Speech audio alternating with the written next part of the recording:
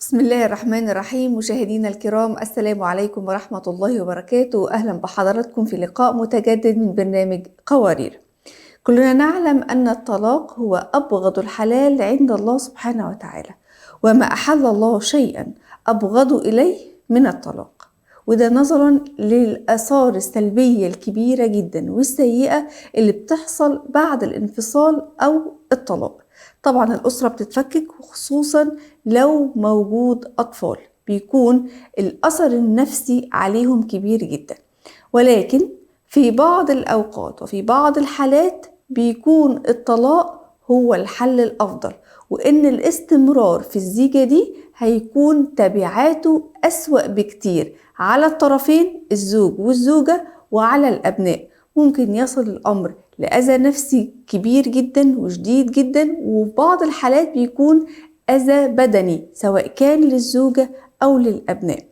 وفي الحالة دي الله سبحانه وتعالى قال: فإمساك بمعروف أو تسريح بإحسان. في حلقتنا النهاردة هنتكلم عن التسريح بإحسان، إزاي يكون وإزاي نقدر ناخد قرار مصيري زي ده. الطلاق ما هوش قرار سهل، مش متعلق بطرف واحد بس، ده متعلق بالأسرة كلها. وللأسف الشديد بعض التصرفات اللي بتصدر من الطرفين أو كل طرف على حدة، وهو محاولة إثبات إن هو الأفضل، هو الأحسن، وإن المشكلة والعيب كله في الطرف التاني، وإن هو سبب الانفصال، ونقل كل التفاصيل على مواقع التواصل الاجتماعي، ومحاولة أخذ بعض التعاطف من المحيطين بالطرف ده، والإساءة والكراهية للطرف الآخر. وطبعا النتيجة بتكون أسوأ وأسوأ عليهم وعلى الأولاد. إن شاء الله هنناقش كل التفاصيل دي مع ضيفتنا اللي مشرفانا الأستاذة سعاد دنكلاي، الناشطة المجتمعية. السلام عليكم ومرحبا يا أستاذة سعاد. وعليكم السلام ورحمة الله وبركاته. أهلا بك أستاذة ندى أهلا وسهلا. وبمشاهدينك، وأهلا بقناة سلامة ومتابعينكم الكرام. أهلا ومرحبا بحضرتك. الحقيقة زي ما قلنا أستاذة سعاد أن الطلاق هو أبغض الحلال عند الله سبحانه وتعالى، ولكن في بعض الأوقات بيكون هو الحل نظرا لصعوبة الاستمرار في الحياة مع الطرفين، الزوج والزوجة. إمتى نقول إن هو فعلا هو الحل الأنسب؟ طيب، السلام عليكم ورحمة الله وبركاته، وعليك حياكم الله السلام ورحمة جميعا. الله وبركاته. يعني زي ما تفضلتي، كونه أولا إنه إحنا كمسلمين ربنا أحل لنا الطلاق كحل أخير وعلاج للمشكلة نهائيا. بعكس باقي ربما الأديان الكاثوليك وكذا، يعني ما فيش طلاق. فمهما كانت الحياة صعبة ومهما كانت بينهم من مشاكل، لكن هم مجبرين يعني حتى الموت. ف فيظل نعمة يعني الطلاق هو نعمة، وهو تشريع رباني لحل كثير من المشكلات التي يعني استعصت. فهذه يعني لابد أن تكون في الصورة. ثانيا يعني طبعا الطلاق هو قلنا زي ما بيقولوا آخر الحل الكي. من المفترض أن من المفترض أن الطرفين وصلوا لهذا القرار أو أحدهما، يعني بعد أنه استنفذ كل الحلول أو الطرق لتصحيح الوضع أو إعادة المياه لمجاريها أو محاولة للصلح، وبالتالي وصلوا إلى هذا الطريق المسدود.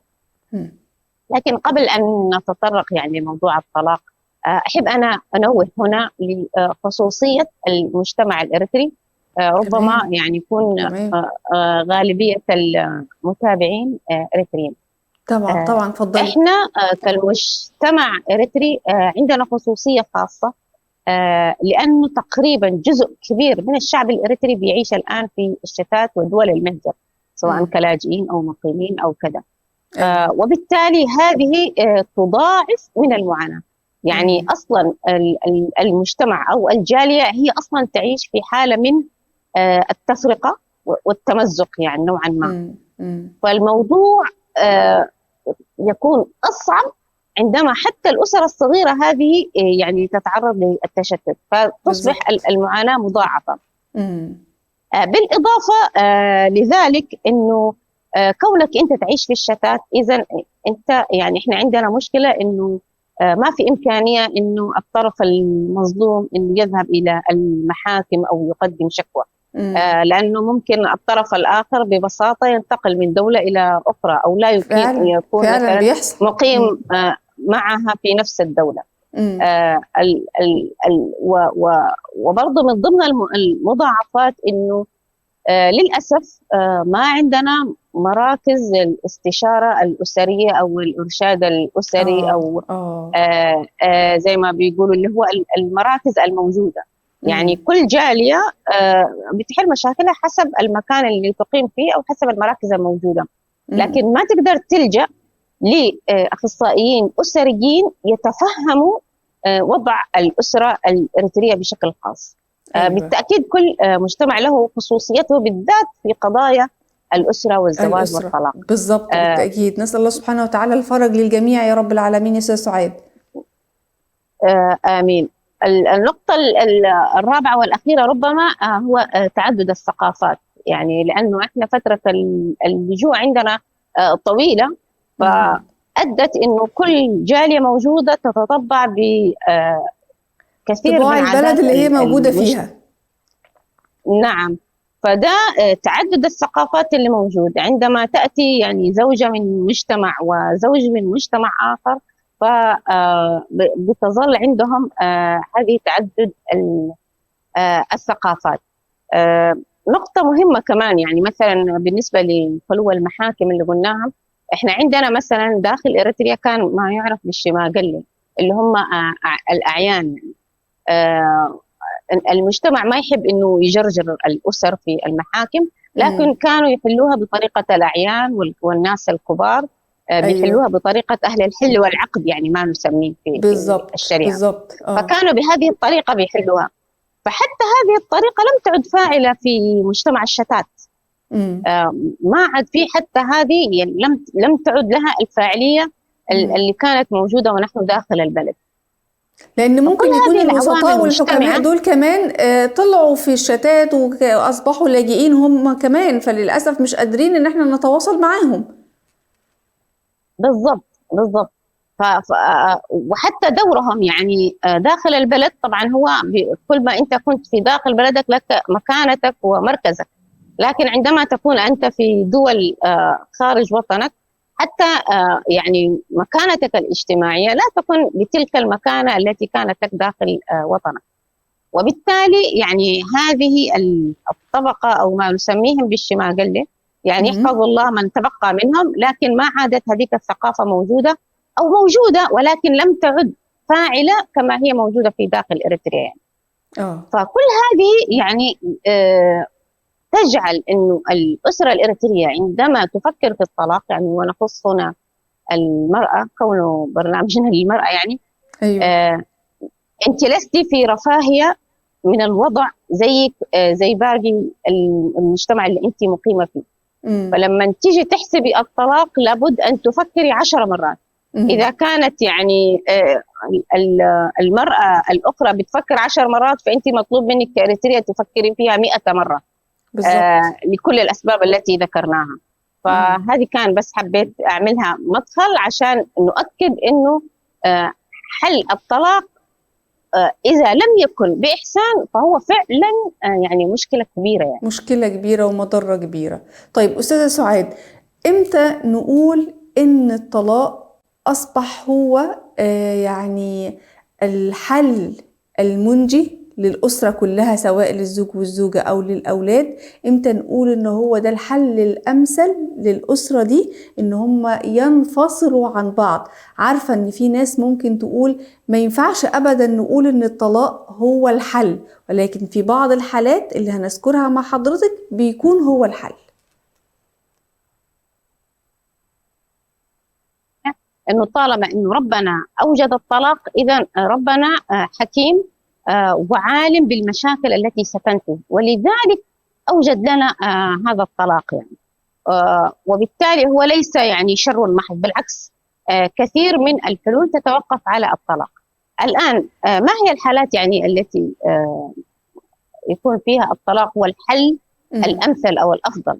أيوة. الله تعالى بيقول فإن خافا أن لا يقيما حدود الله. فعندما يشعر أحد الطرفين أنه لا يستطيع أن يقيم حدود الله، إذن هنا وجب الطلاق أو كان الطلاق هو الحل. طبعا في حالات اللي هي يعني يكاد متفق عليها أو حتى يعني الناس بتعذر اللي بيقدم على الطلاق إذا كانت مثلا في الحالات اللي هو الواضحة، إذا كان في مثلا يتناول مخدرات، يشرب خمر، يرتكب من الموبقات الكبيرة يعني. بالضبط. هذه تكاد يعني متعارف عليها.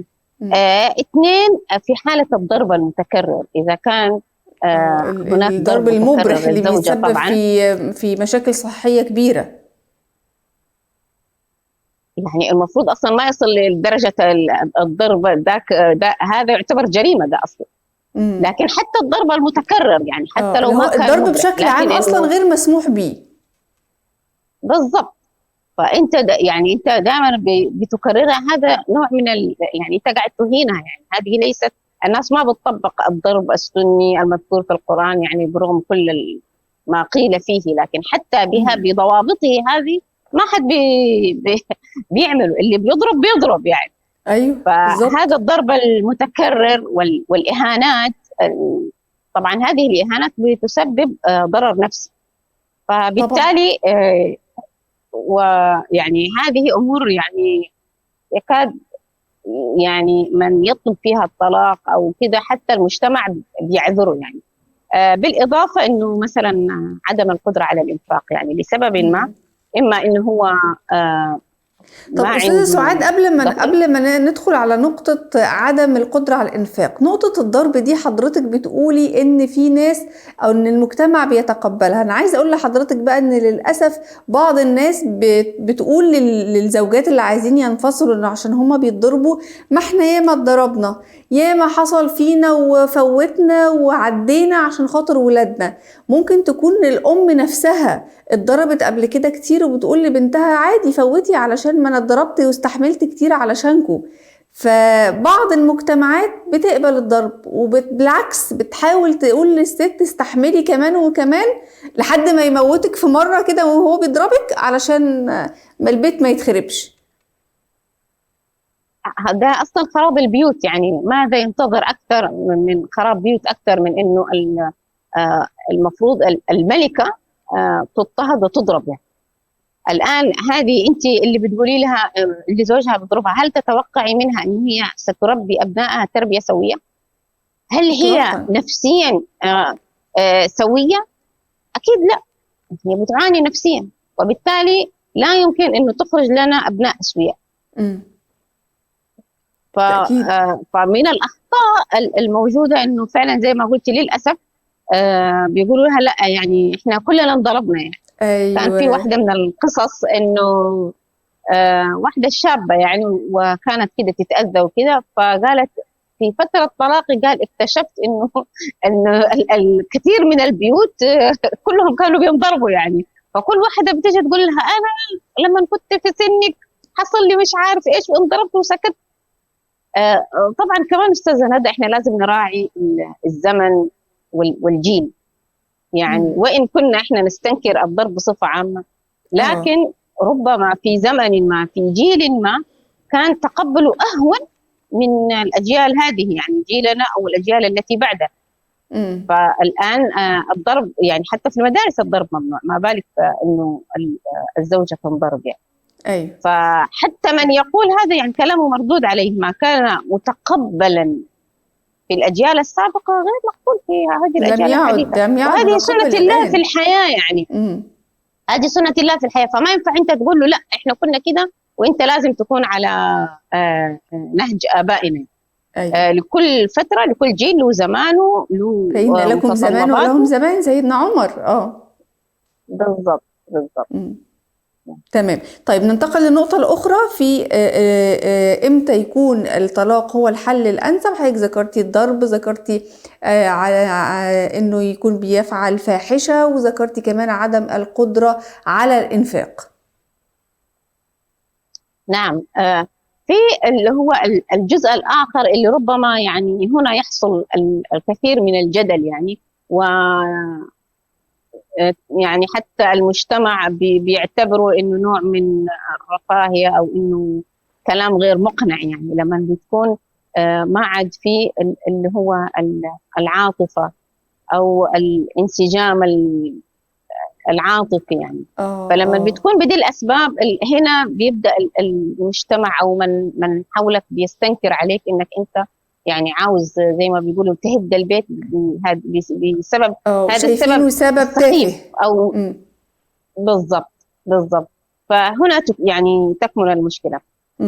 مع إنه ده يعني هذه نقطة مهمة، لأنه أصلا البيوت تقوم على السكن يعني، فإذا الإنسان فقد السكن يعتبر هذا أخل بركن من أركان الزواج. بالإضافة في نقطة مهمة يعني أنا أحب أقولها، اللي هو إحنا قلنا إن خاف أن لا يقيما حدود الله.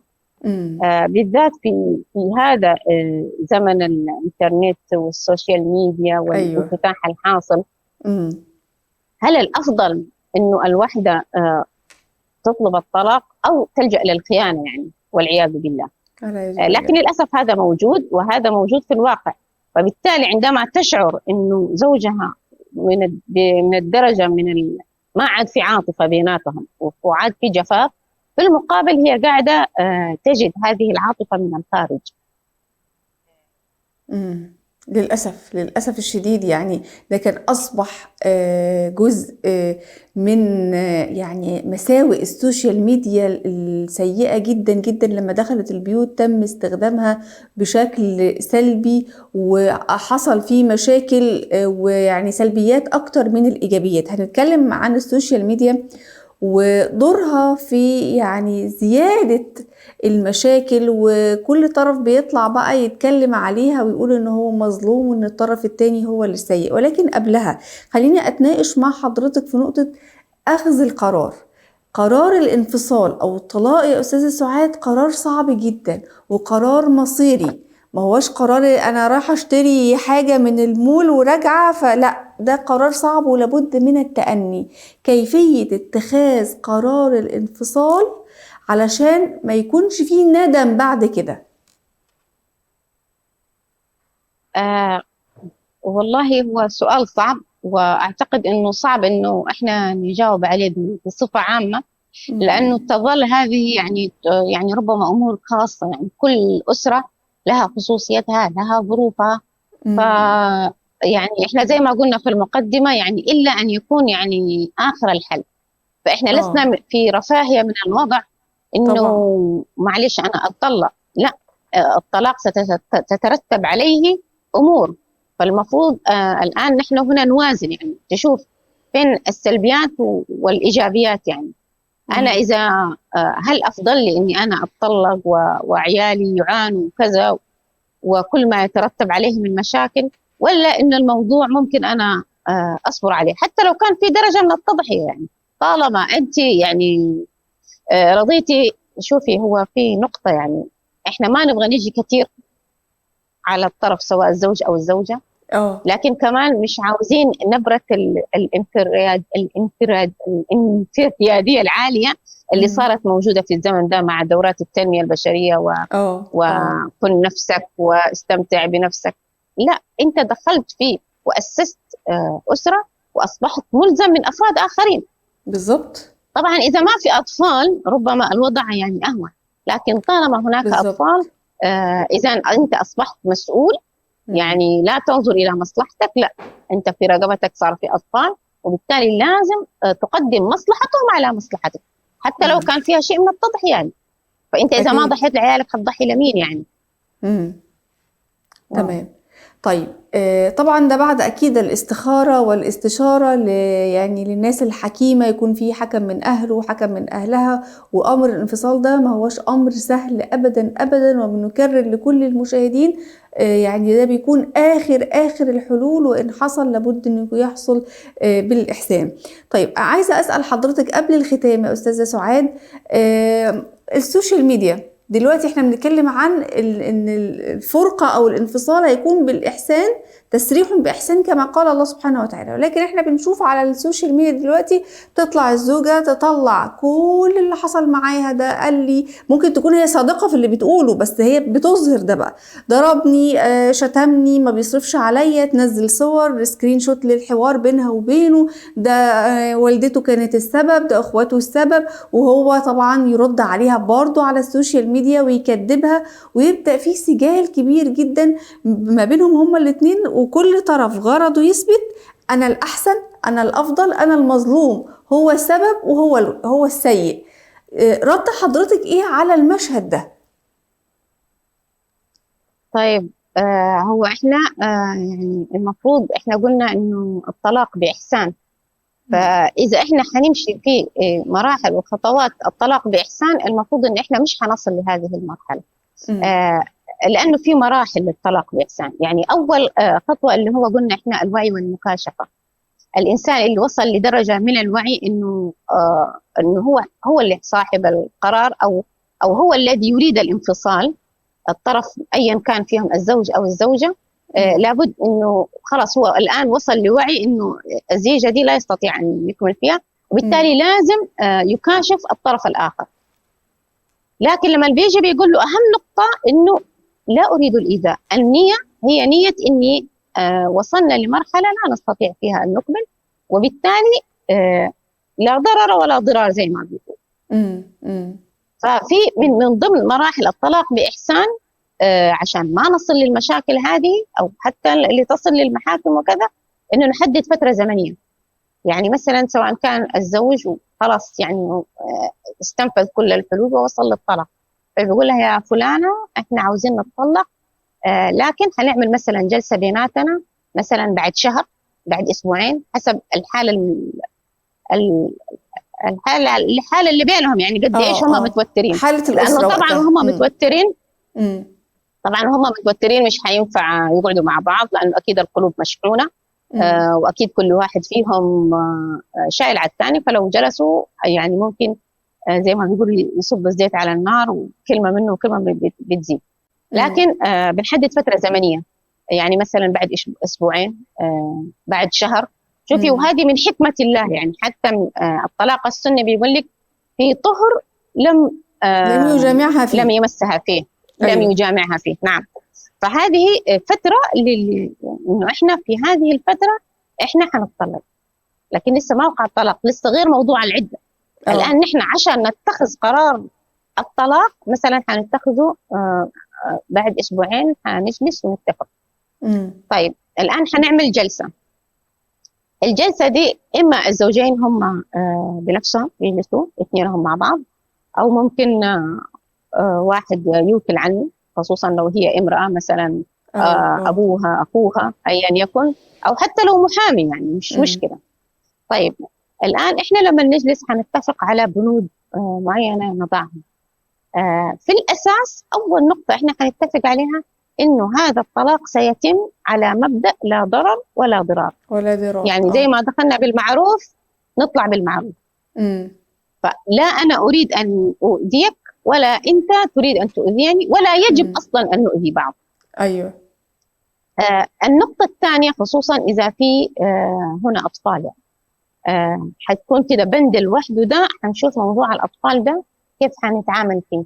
متى حيكونوا عند الأم، متى حيكونوا عند الأب، هل الحضانة عند الأم، هل الحضانة عند الأب، رؤيتهم للطرف اللي هم مش هيكونوا معاه.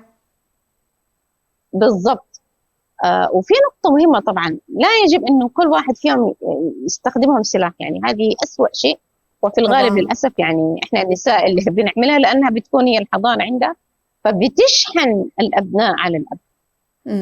لو أنت مش فارقة معاكي هو، بس على الأقل اعملي حساب لأبنائك هؤلاء.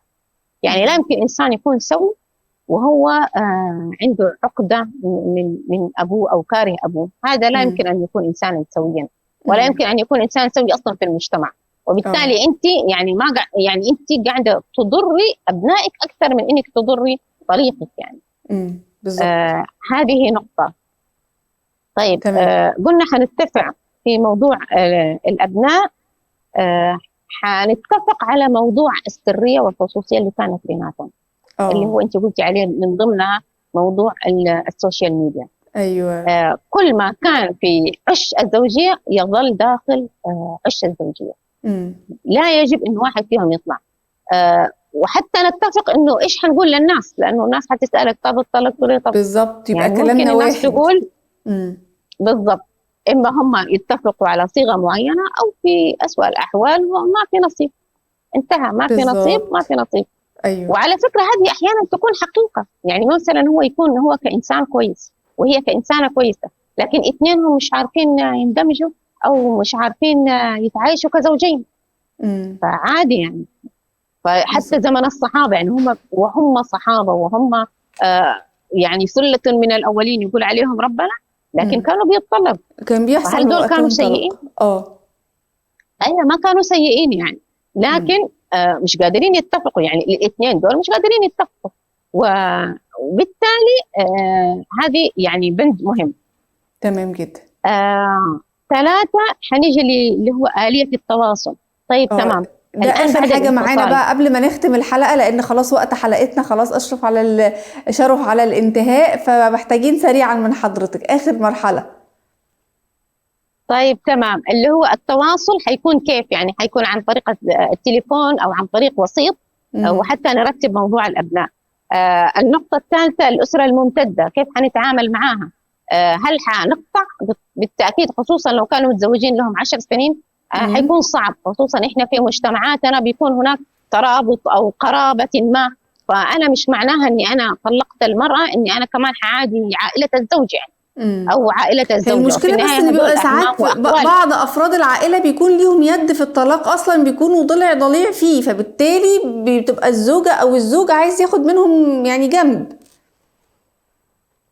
مش مشكلة، حتى الجنب هذا اللي حناخده نتفق عليه. يعني مثلا أنا هاخد جنب، طيب مثلا لو في مناسبات معينة، في زواج، في مناسبة معينة في الأسرة الممتدة دي، هل أنا مش هحضر؟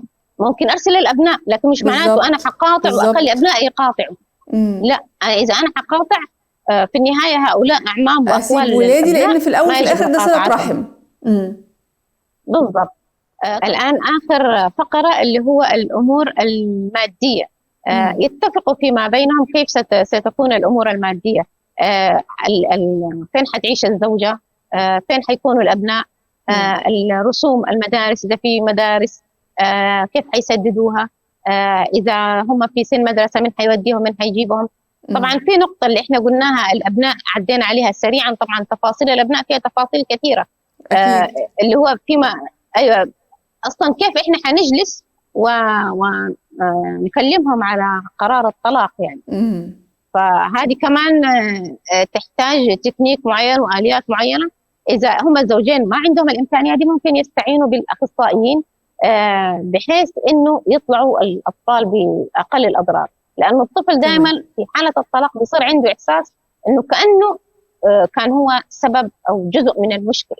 فدي كمان يعني تبعون النفس بيجلسوا عليها، وبيحتاجوا الأطفال خصوصا لو كانوا أقل من 15 سنة وكذا بيحتاجوا عليها جلسات، يعني في الدول المحترمة يعني، فبيعملوا لهم جلسات بحيث إنه هم يطلعوا بأقل الأضرار.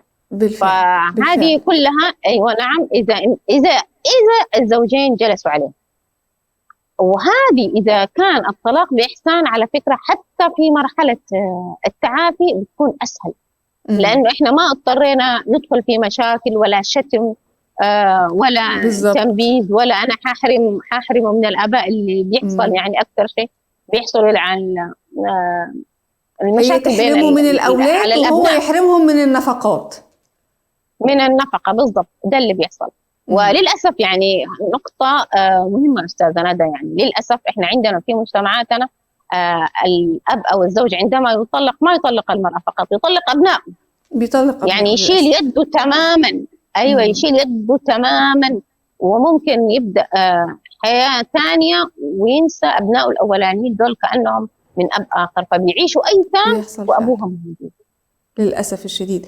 بشكر فهذه حضرتك يعني مشكلة. أستاذة سعاد الحقيقة على الطرح المميز والمتوازن في أمر الانفصال أو الطلاق. أستاذة سعاد دنكلاي الناشطة المجتمعية، بشكر حضرتك جزيل الشكر على تواجدك معنا، ونسأل الله سبحانه وتعالى أن يجعل بيوتنا وبيوت المسلمين أجمعين يا رب مليئة بالسكن ومليئة بالاستقرار، ويبعد عنا كل البعد الانفصال والطلاق، وإن حدث لا قدر الله زي ما الله سبحانه وتعالى قال فإمساك بمعروف أو تسريح بإحسان. انتهت حلقة قوارير اليوم، وإلى أن نلقاكم نترككم في رعاية الله وأمنه، والسلام عليكم ورحمة الله وبركاته.